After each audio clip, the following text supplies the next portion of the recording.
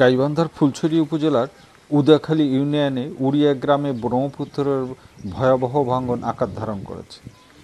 গত এক সপ্তাহেই এই গ্রামে ২০০ পরিবার ভিটামাটি, জমিজমা, অবকাঠামো সহ বন্যার নিয়ন্ত্রণ বা মারাত্মক হুমকির মধ্যে পড়েছে। ইতিমধ্যে এই গ্রামের ২০টি পরিবার অন্যত্রায় চলে গেছে।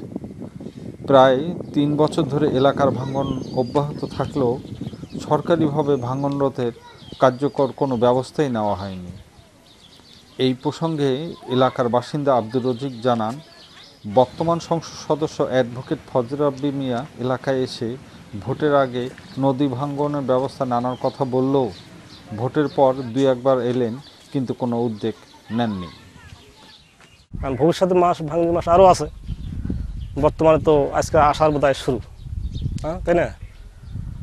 আষাঢ়, শ্রাবণ, ভাদ্র, আশ্বিন, আপনার কার্তিক মাস পর্যন্ত, কার্তিক প্রথম সপ্তাহ পর্যন্ত নদী ভাঙন থাকে।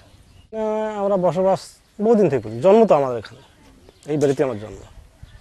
তথাকথিত আমার বাবার জন্ম এই বাড়িতে এবং আমার দাদার জন্ম এই বাড়িতে। এখানে ছিলাম, আমের গাছ ছিল, পুকুর ছিল, গোয়াল গাছ ছিল।